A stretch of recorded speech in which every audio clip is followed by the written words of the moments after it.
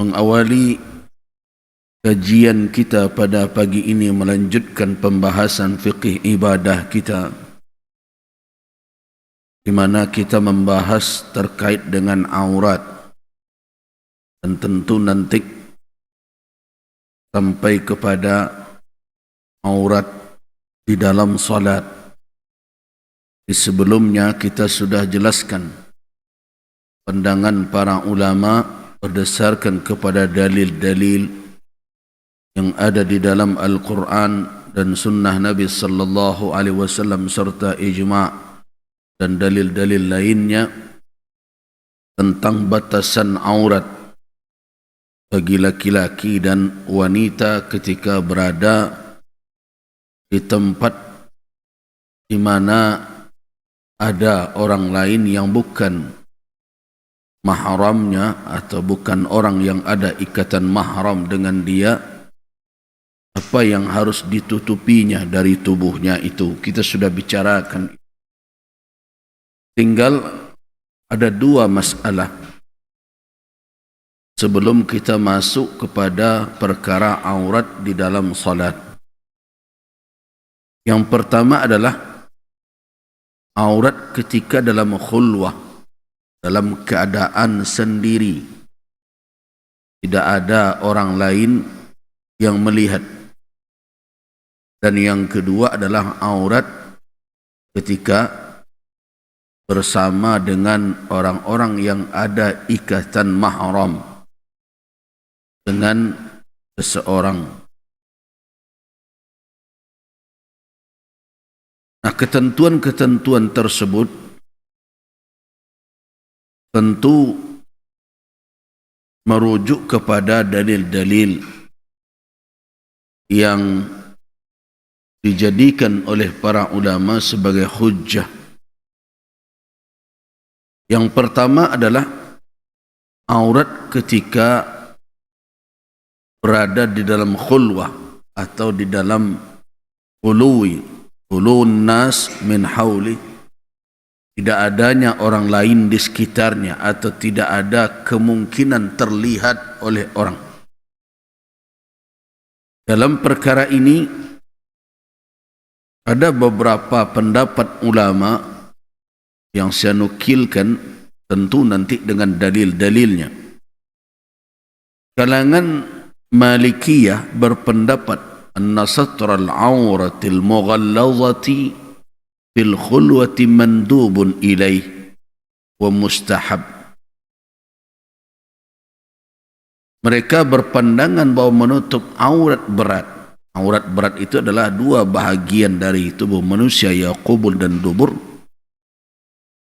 adalah dianjurkan. Mereka mengatakan mustahabbun, mandub, dianjurkan atau hukumnya sunnah. Jadi kalau tidak ada orang pun, kita sendiri saja di tempat yang tidak ada kemungkinan terlihat oleh orang lain, maka tetap menurut pandangan Malikiyah hukumnya adalah sunnah menutup aurat. Alasannya wadzalika haya'u minal malaika, disebabkan ada malu dari malaikat melihat orang tidak berpakaian sama sekali.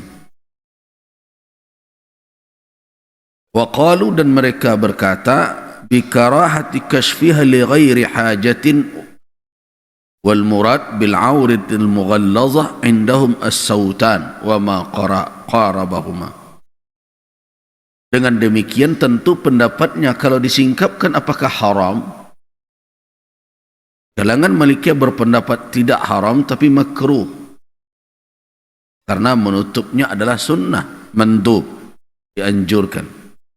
Membuka dua aurat berat tersebut, itu pendapat Malikiyah. Sedangkan Syafi'iyah dan Hanafiyah dalam pendapat yang kuat dalam mazhab keduanya, bahkan berpendapat walaupun dalam keadaan sunyi, walaupun ya, dalam keadaan sunyi, tidak ada orang yang melihat, menutup aurat berat itu tetap adalah wajib, kecuali karena hajat. Jadi kalau tidak ada hajat, dalam mazhab Syafi'i orang tidak boleh tidur bertelanjang gitu ya. Atau mentang-mentang sendiri jalan-jalan aja tanpa sehelai benang pun gitu ya. Bagi mereka berpendapat kalau toh tidak ada orang lain, ya tetap wujub satrul aurat bil khulwah. Aurat berat itu wajib ditutup. Kecuali hajat. Hajat itu seperti apa? Keghtisalin, seperti mandi. Wa taghawutin, buang air besar, istinja, itu juga ketika beristinja. Nah, apa dalil-dalil yang menjadi rujukan dari para ulama tersebut? Mari kita lihat beberapa hadis. Yang pertama adalah hadis yang diriwayatkan oleh Bahz bin Hakim dari dari ayahnya dan kakeknya. Ini hadis diriwayatkan oleh Imam Ibnu Majah, Imam At-Tirmidzi dan Imam Abu Daud. Ia berkata, "Ya Rasulullah, auratuna ma na'ti minha wa ma nadhar." Ya Rasulullah, aurat kami, apa yang boleh kami datangi dan apa yang boleh kami tinggalkan, apa yang harus ditutup dan apa yang boleh dibukakan, kepada siapa dan untuk siapa. Qala, apa kata Nabi menjawab pertanyaan itu? Ihfaz aurataka, peliharalah auratmu, illa min zaujatik, kecuali dari istrimu, atau ma malakat yaminuk, atau budak milkul yaminmu. Qultu, aku berkata, fa idza kana al-qaum ba'dhum min ba'd, bagaimana kalau kaum sekelompok orang itu sama, laki-laki sama laki-laki, perempuan sama perempuan, itu maksudnya. Nah, qala in istata'ta an la yaraha ahad fala yuriyannaha. Ya, jika kamu sanggup semampu kamu agar mereka walaupun sejenis itu, mereka jangan sampai melihat, sedapatnya kalau kamu bisa menjaganya sehingga mereka tidak melihat, usahakanlah agar mereka tidak melihatnya. Artinya walaupun sama jenis sekalipun, usahakan tetap menutup. Qultu, aku bertanya lagi, fa idza kana ahaduhuna khalian, kalau salah seorang kami tidak ada orang lain selain dia sendiri, sunyi saja, sendiri saja dia, tidak ada mata lain yang akan melihatnya, bagaimana? Qala Allahu ahaqqu an yastahyiya minhu.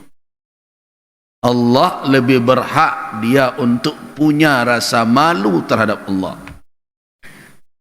Jangan manusia saja yang dijadikan sebagai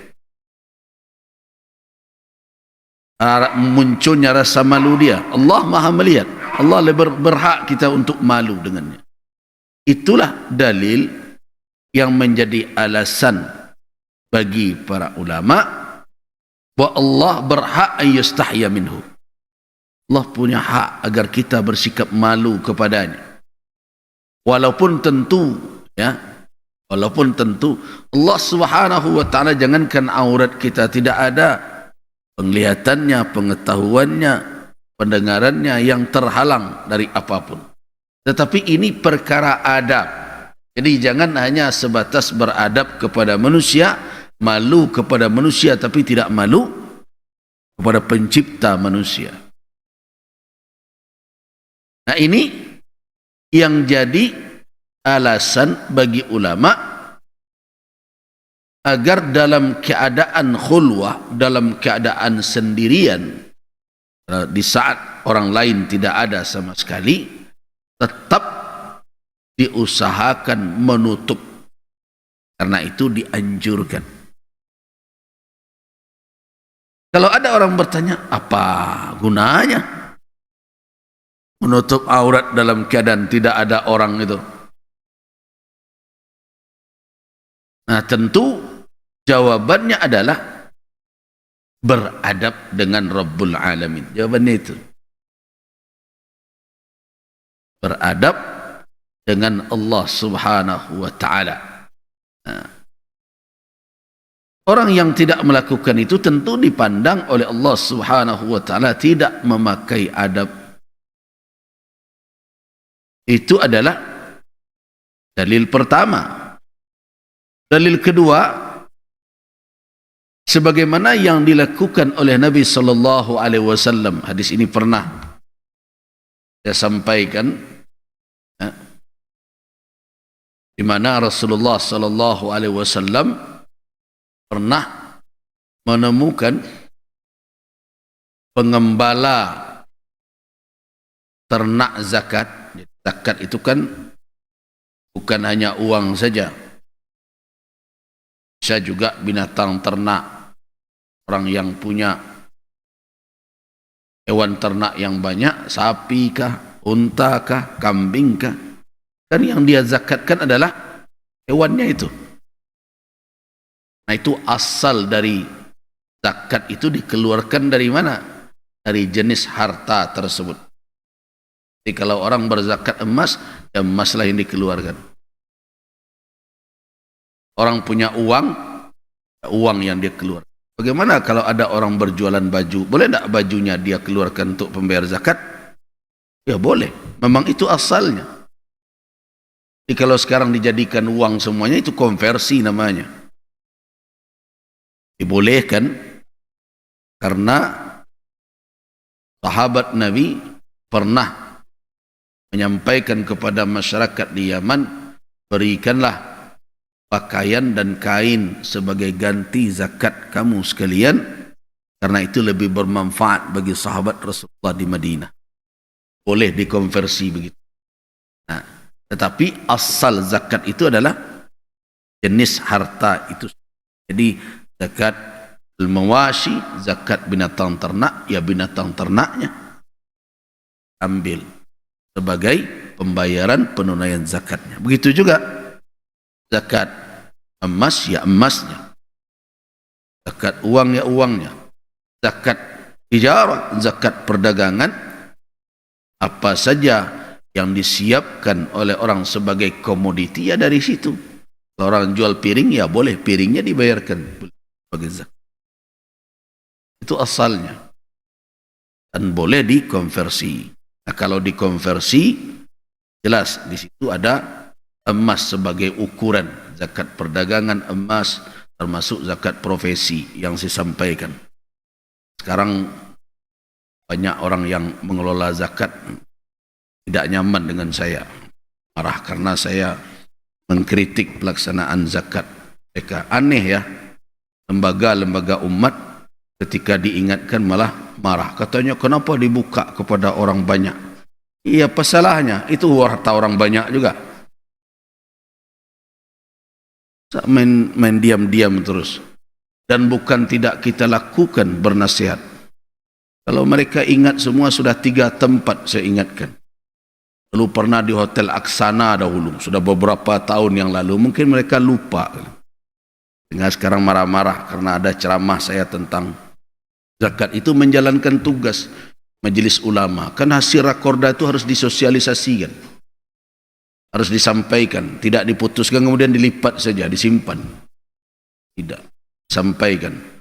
Pernah dahulu di Hotel Aksana, saya tanya kepada seluruh pengelola zakat se-Sumatera Barat, adakah di antara bapak-bapak dan ibu-ibu pengelola zakat ini ketika mendistribusikan zakat yang tidak mendapatkan pesan-pesanan dari penguasa, dari pemerintah daerah? Tidak ada seorang pun menunjuk. Berarti semuanya dapat ini program itu.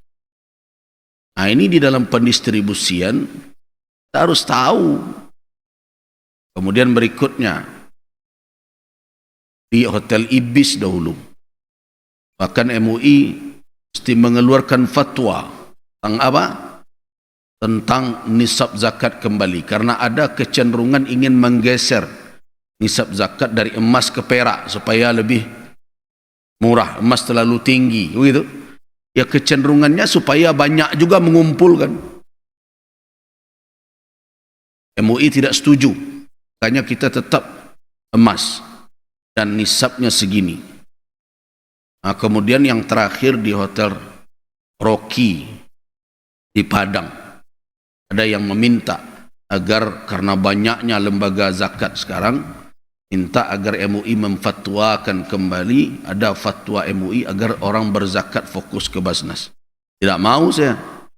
Saya katakan kami tidak akan fatwakan, karena bapak-bapak hanya memakai fatwa ketika mengambil dari masyarakat, dari umat, ketika membagikan. Nah, jadi mereka lupa barangkali. Nah, sekarang ketika saya ungkap seperti itu karena sudah keputusan Rakorda, mereka marah-marah. Dan saya tahu di grup WA mereka itu mereka mencela, mengatakan berbagai macam tentang saya. Ada juga yang menyampaikan. Nah, jadi aneh ya. Kalau kita mengambil uang umat, ambillah dengan takwa. Kembali kita coba lihat dalam hadis ini. Hadis ini banyak sebenarnya riwayat ini. Ya.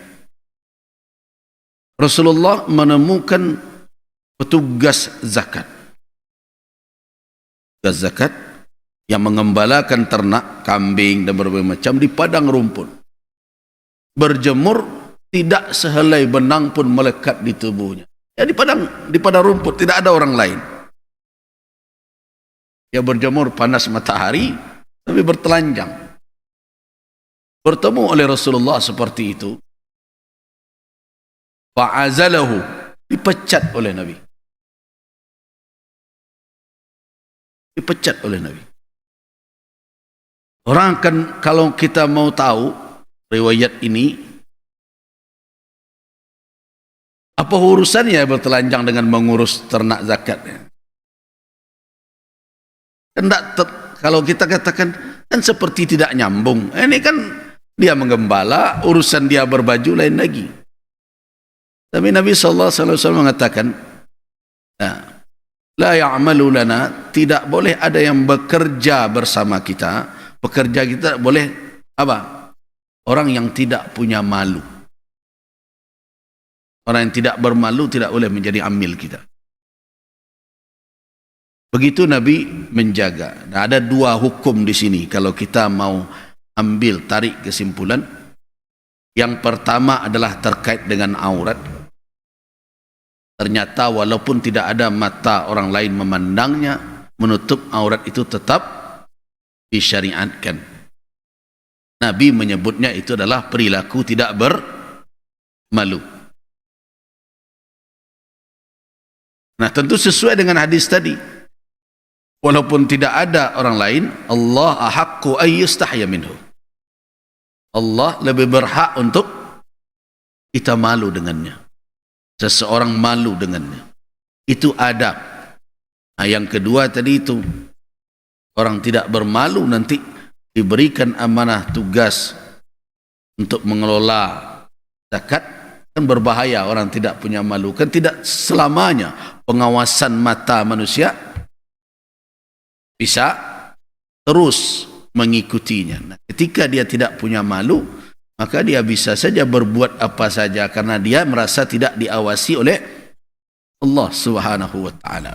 Nah, jadi berdasarkan itu maka Nabi SAW melihat atau mengetahui ada ra'iha tajarrad fi syam, ada penggembala ternak sedekah itu bertelanjang di bawah sinar mentari.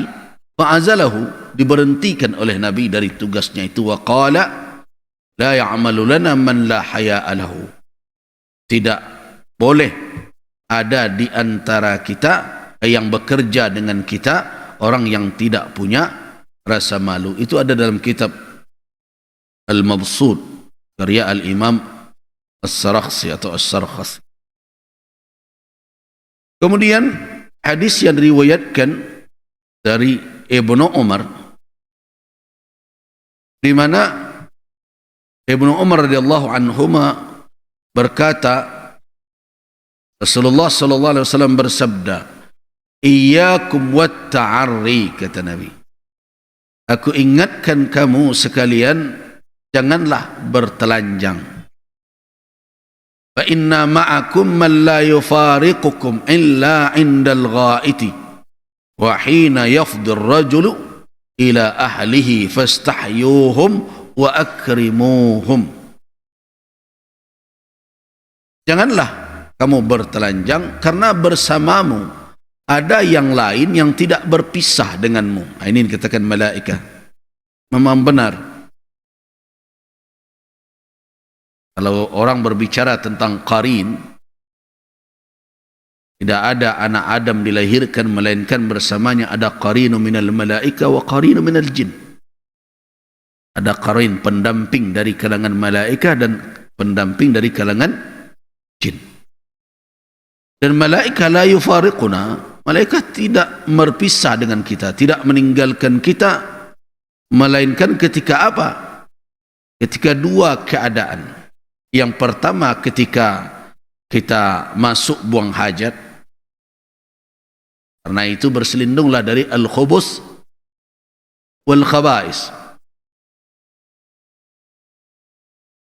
Tetapi ingat, khubus dan khaba'is syaitan itu tidak berpisah. Malah itu tempatnya itu. Nah, kalangan jin senang dengan tempat-tempat begitu, apalagi syaitan dari golongan jin, dia senang berada di tempat-tempat yang kotor. Nah, karena itu seseorang ketika masuk ke tempat buang hajat, dia berselindung dari al-khubuthi wal khaba'is. Kemudian yang kedua, hina yafdir rajulu ila ahli. Ketika seseorang berhubungan suami istri atau sepasang anak manusia, ketika mereka berhubungan suami istri, malaikat menjauh karena malu. Tapi ingat, syaitan tidak menjauh. Dia tidak malu. Ya, bahasa kalau kita mau bagi karakter dua makhluk itu, ada makhluk yang bermalu, ada makhluk yang tidak punya malu. Yang bermalu malaikat, yang tidak punya malu syaitan dari golongan jin, tidak punya malu. Jadi kalau manusia di kelompok begitu, manusia yang bermalu dekat dengan malaikat, manusia yang tidak bermalu. Nah, jadi karena itulah makanya seseorang kalau bergaul dengan istrinya, dia berdoa agar dijauhkan syaitan. Allahumma jannibna syaitan wa jannibi syaitan fima razaqtana. Kenapa? Karena syaitan menghampir, malaikat tidak. Nah, karena itu kalau tidak dalam keadaan hajat seperti itu, maka tentu berdasarkan kepada hadis tadi, apalagi ada larangan untuk bertelanjang dan sebagainya, jelas ini menunjukkan bahwa menutup aurat walaupun tidak ada orang yang melihat dan tidak ada hajat untuk menyingkapkannya, tidak ada disuruh, bahkan sebaliknya, ya. Jadi membuka aurat ketika tidak ada hajat, tidak ada keperluan, tidaklah disuruh. Yang tersuruh malah sebaliknya, walaupun dalam keadaan sepi, tidak ada orang, tidak ada pandangan yang bisa menjangkau melihat aurat tersebut, tetap disuruh untuk menutup. Tapi apakah larangan seperti tadi sampai ke tingkat haram? Para ulama dan pendapat yang kuat tidak sampai ke tingkat haram. Karena hadis-hadis yang datang tentang itu, baik yang dalam bentuk larangan atau anjuran, diteliti oleh ulama dari sisi sanad dan matannya, maka kesimpulannya bahwa Ada larangan dalam bentuk nasihat dan afdal dan berbagai macam. Karena itu saya termasuk yang setuju dengan pendapat ulama yang mengatakan apakah hukumnya membukakan aurat berat dalam keadaan sepi, dalam keadaan tidak ada mata orang lain yang akan melihatnya, hukumnya adalah makruh, jadi bukan haram. Jadi walaupun sendiri mandi, tidak usahlah mandi model goreng pisang ya, atau di kamar mandi, kecuali kalau memang harus terbuka, dan itu tidak mungkin tidak. Misalnya dalam keadaan yang orang buang hajat dan sebagainya. Tetapi kalau tidak ada apa-apa, ya sebatas saja, selagi masih bisa ditutupi. Kalau tidak ada hajat, tidak usah disingkap. Menyingkapnya hukumnya karahah, makruh. Nah, karena itu dianjurkan tetap menutup. Ini sendiri.